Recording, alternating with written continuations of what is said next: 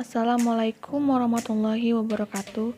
Perkenalkan, nama saya Siti Fatimah Tiara Impian, MPM 18015, jurusan Perencanaan Wilayah dan Kota, Universitas Bung Hatta.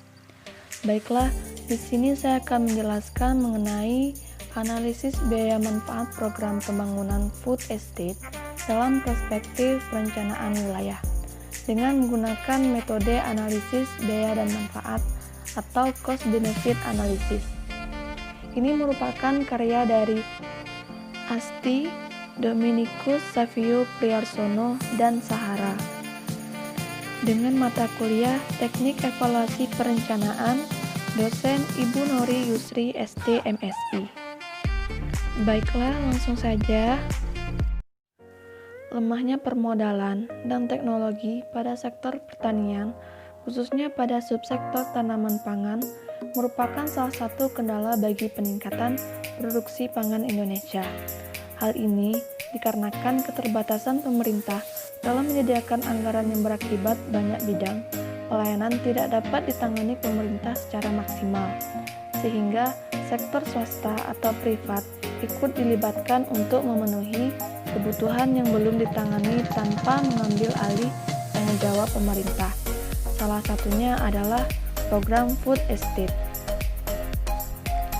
Provinsi Kalimantan Barat merupakan daerah yang telah ditetapkan sebagai wilayah pengembangan program pembangunan food estate. Menurut Badan Pusat Statistik 2013, subsektor tanaman pangan di Kalimantan Barat masih menjadi sumber pendapatan sebagian besar petani. Potensi lahan pertanian yang dimiliki Kalimantan Barat cukup besar. Saat ini mencapai 1,298 juta hektar berupa lahan sawah besar 546.596 hektar dan lahan kering sebesar 751,96 ribu hektar. Lahan sawah baru digunakan sekitar 245.000 hektar, sedangkan lahan kering sekitar 180.000 hektar.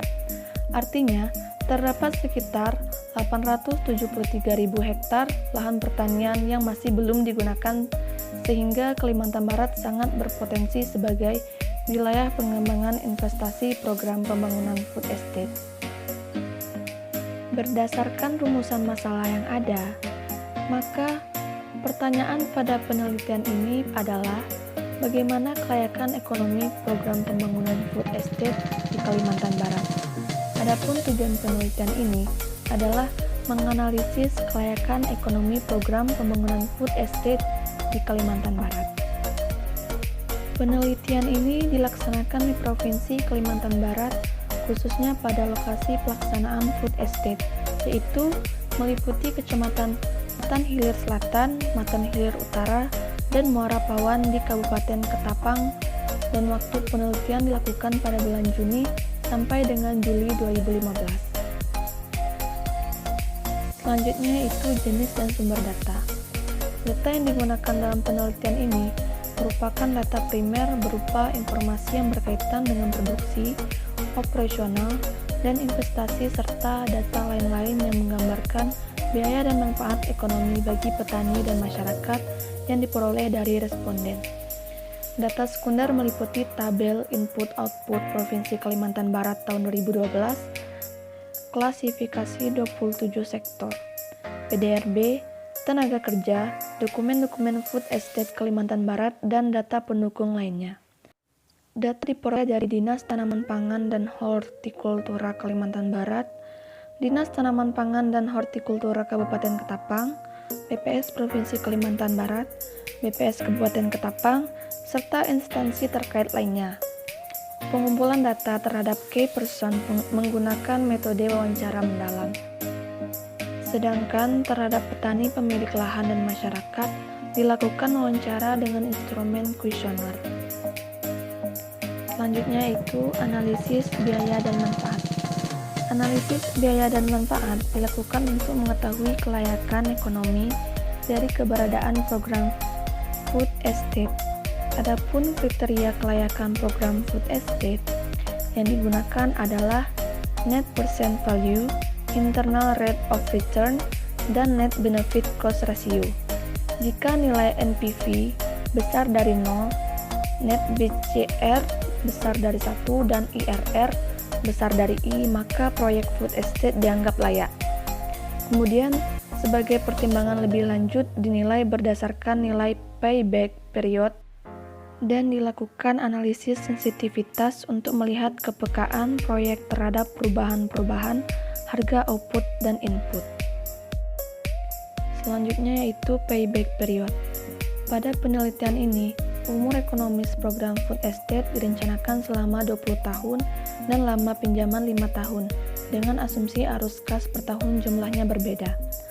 Maka rumus yang digunakan adalah PBP sama dengan N tambah A kurang B per C kurang B kali 1 tahun, di mana N sama dengan tahun terakhir di mana jumlah arus kas masih belum bisa menutup investasi mula-mula. A sama dengan jumlah investasi mula-mula, B sama dengan jumlah kumulatif arus kas pada tahun ke-N, dan C sama dengan jumlah kumulatif arus kas pada tahun ke atau N tambah 1. Berikutnya itu analisis sensitivitas.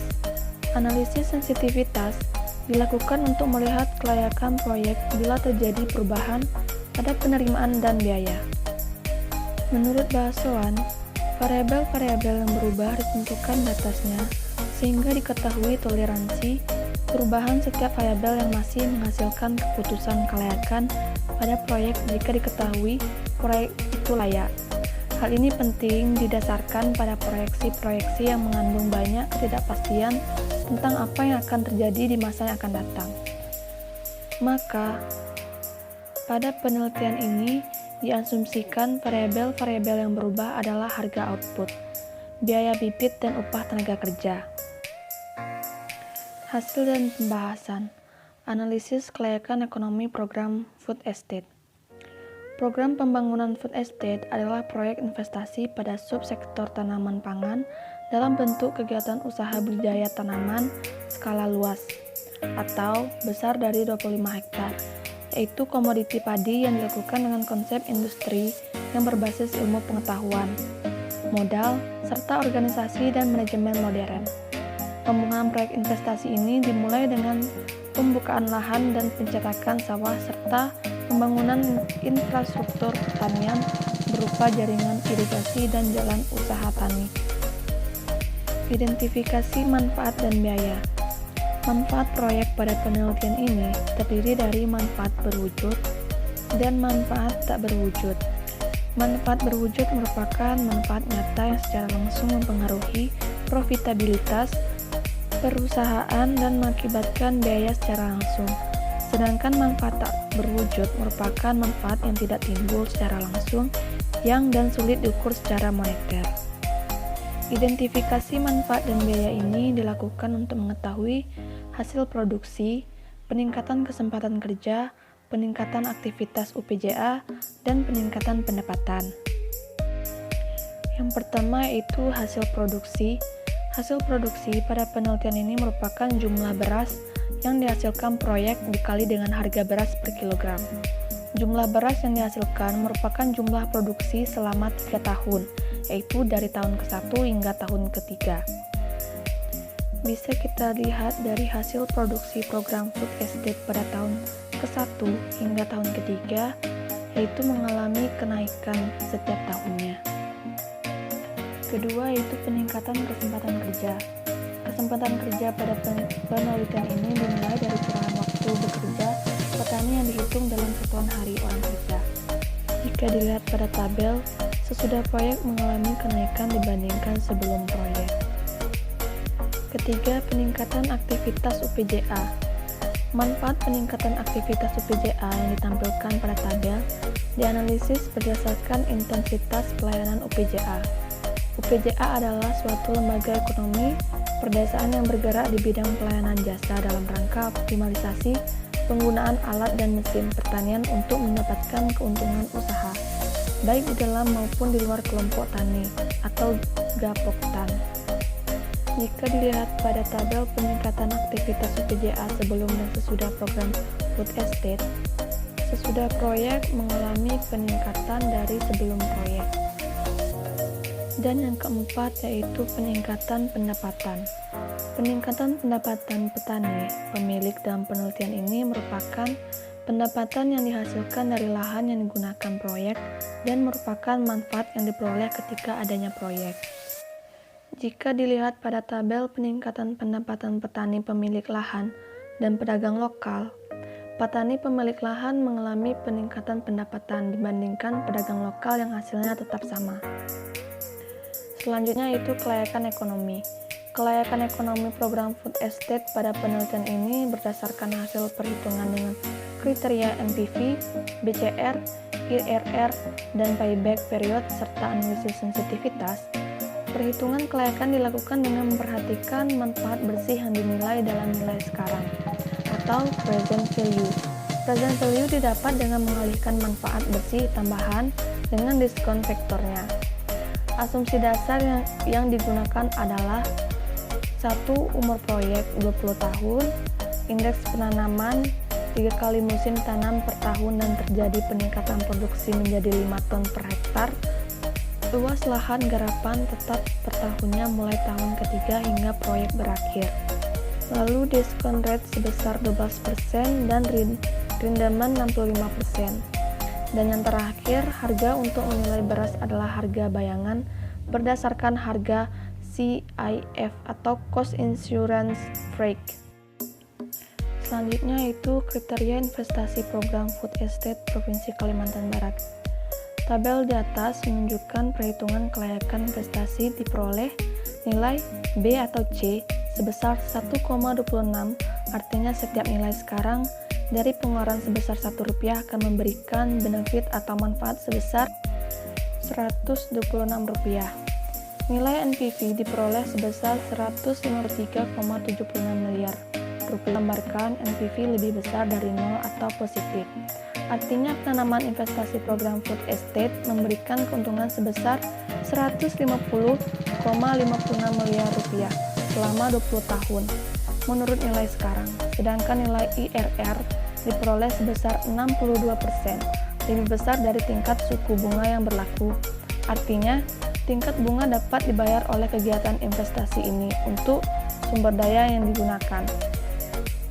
Nilai payback period diperoleh sebesar 8 tahun, yang menunjukkan bahwa proyek mampu mengembalikan modal dalam jangka waktu 8 tahun sebelum proyek berakhir. Adapun gambaran program food estate dari aspek sosial, ekonomi, dan teknis, jika dilihat berdasarkan hasil pengamatan yang dilakukan, keberadaan program food estate menerapkan sistem pengelolaan lahan yang masih toleransi terhadap lingkungan. Hal ini dilihat dari penggunaan sarana produksi pada usaha tani padi. Penggunaan pupuk pada usaha tani ini memang belum sepenuhnya menggunakan pupuk organik. Selain penggunaan pupuk kandang juga masih menggunakan pupuk kimia, seperti urea dan ponska. Tetapi, menggunakan dosis yang berimbang sehingga masih toleransi terhadap lingkungan. Menurut Purba, untuk meningkatkan hasil padi sawah yang ramah lingkungan, diperlukan upaya pengelolaan unsur hara dan sumber daya lahan secara efektif dari segi ekologis dan efisien dari segi ekonomi. Selanjutnya yang terakhir yaitu analisis sensitivitas.